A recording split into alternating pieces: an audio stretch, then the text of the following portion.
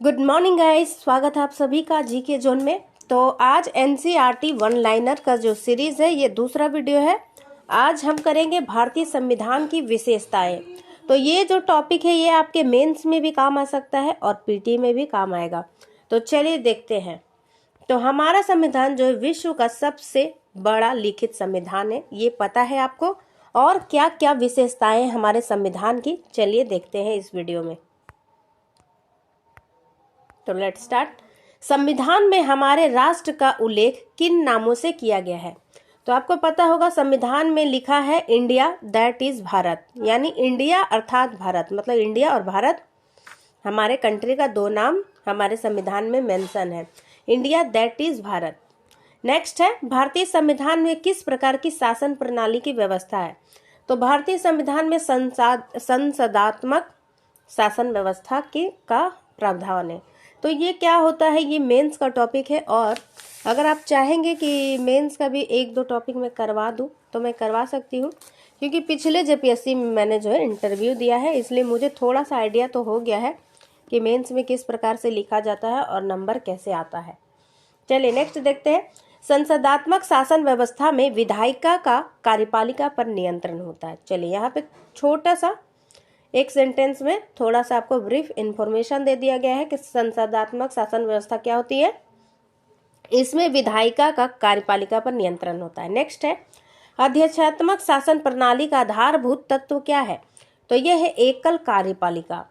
Next है, भारत की संसदीय शासन प्रणाली और ब्रिटेन की संसदीय शासन प्रणाली में मध्य अंतर का मुख्य बिंदु क्या है? तो देखिए, ब्रिटेन में जो है न्यायिक समीक्षा नहीं हो सकती है, वहाँ पे पार्लियामेंट सर्वोच्च होता है, जबकि हमारे भारत में न्यायपालिका जो है संविधान के बाद जो है न्यायपालिका सर्वोच्च है, ये न्यायिक समीक्षा कर सकती है किसी भी कानून पर। नेक्स्ट है, भारत का संविधान परिसंघीय है, यह किससे निर्धारित होता है? तो केंद्र और राज्यों के मध्य शक्तियों के वितरण से इसका निर्धारण होता है कि हमारा संविधान परिसंघीय है।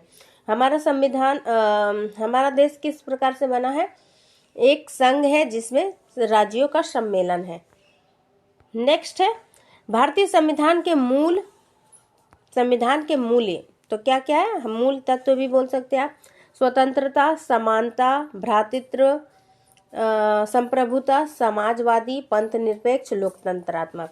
उद्देशिका अगर आपने पढ़ा होगा तो उद्देशिका में ये सभी तत्व जो आपको मिल जाएंगे।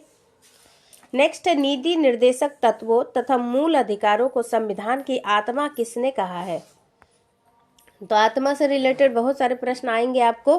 किसने जो है मौलिक अधिकारों को संविधान की आत्मा कहा है?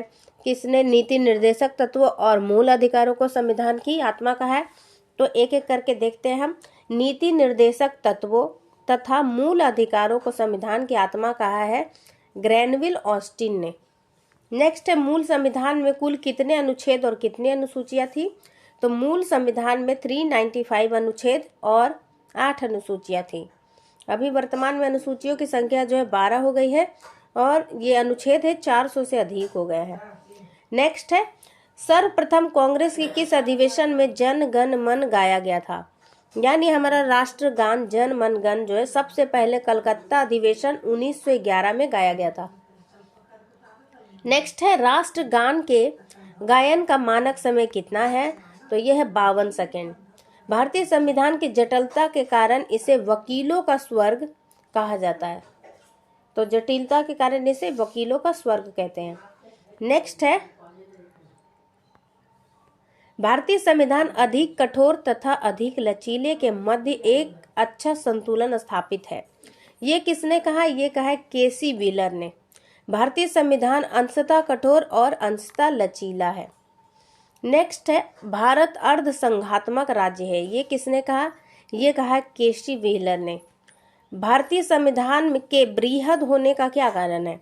तो भारतीय संविधान के बृहद होने का कारण यह है कि संघ और राज्यों का एकल संविधान है, यानी सारी चीजों का विवरण जो है हमारे एक ही संविधान में है। ऐसा नहीं है कि राज्य के लिए अलग अलग संविधान है, हमारा एक ही संविधान है, लेकिन उसमें जो है संघ के विषय में भी विस्तृत चर्चा की गई है और राज्यों से जुड़े हुए जितने भी आपने देखा होगा राज्यों से जुड़े जितने आर्टिकल है, राज्यपाल की व्यवस्था, राज्य को कौन कौन से शक्ति, पंचायती राज, ये सभी जो है एक ही संविधान में दिया हुआ है। इसलिए हमारा संविधान बृहद है। और जो संविधान निर्माता चाहते थे कि हमें कोई कन्फ्यूजन ना, इसलिए जो है इसे बहुत ही अच्छे तरीके से समझाया गया है, इसलिए ये जो है बृहद आकार का संविधान है। नेक्स्ट है, अपनी राष्ट्रवादी प्रक्रिया में भारतीय संविधान के निर्माताओं ने अल्पसंख्यकों के हितों एवं भावनाओं के महत्व को कम करके आका है। यह कथन किसका है? तो ये आइवर रेनिंग्स का कथन है कि अपनी राष्ट्रवादी प्रतिक्रिया में भारतीय संविधान के निर्माताओं ने अल्पसंख्यकों के हितों और भावनाओं के महत्व को कम करके आका है। नेक्स्ट है, भारत में राजनीतिक सत्ता का प्रमुख स्रोत क्या है? तो ये है जनता, हम भारत के लोग। हमारा संविधान किस प्रकार से प्रारंभ होता है? हम भारत के लोग से। तो उद्देशिका में जो शब्द हम भारत के लोग है, इससे क्या पता चलता है कि भारत में राजनीतिक सत्ता का प्रमुख है जनता। नेक्स्ट है, कोई भी संविधान कितना भी अच्छा क्यों ना हो, यदि उसे क्रियान्वित करने वाले बुरे व्यक्ति है तो संविधान भी बुरा हो जाएगा। ये कथन किसका है? बाबा साहिब अम्बेडकर का कथन है ये। नेक्स्ट है, संविधान को संघात्मक के तंग ढांचे में नहीं ढाला गया है। ये कथन है भीमराव अंबेडकर का। नेक्स्ट है, भारत की स्वतंत्रता के बाद भारतीय राष्ट्रीय कांग्रेस को एक राजनीतिक दल के रूप में भंग कर देना चाहिए। ये कथन किसका था? मतलब कथन नहीं, सुझाव। महात्मा गांधी ने कहा था कि हमारा उद्देश्य था देश को आज़ाद कराना। अब हमारा देश आज़ाद हो गया है तो हमें भारतीय राष्ट्रीय कांग्रेस को जो है भंग कर देना चाहिए। ये गांधी जी के विचार थे। नेक्स्ट है, भारतीय संघवाद को सहकारी संघवाद किसने कहा है? तो भारतीय संघवाद को ग्रैनविल ऑस्टिन ने।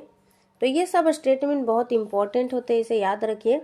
मेंस अगर आप लिखेंगे तो ये सब जो स्टेटमेंट है काम आते हैं। नेक्स्ट है, अध्यक्षात्मक शासन प्रणाली में कार्यपालिका की समस्त शक्तियां किसमें निहित होती है?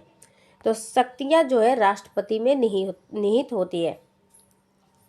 मौलाना अबुल कलाम आजाद ने संविधान सभा में वयस्क मताधिकार को 15 वर्ष के लिए स्थगित करने की बात की थी। नेक्स्ट आगे बढ़ते हैं। भारत का राष्ट्रीय पशु कौन सा है? तो ये है बाघ।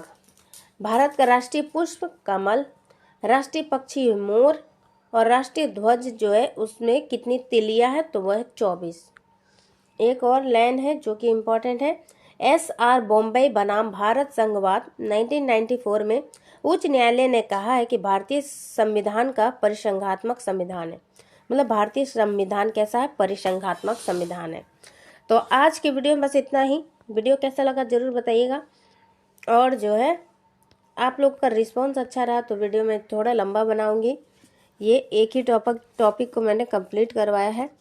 तो अगले वीडियो में मिलते हैं गाइज, तब तक के लिए धन्यवाद।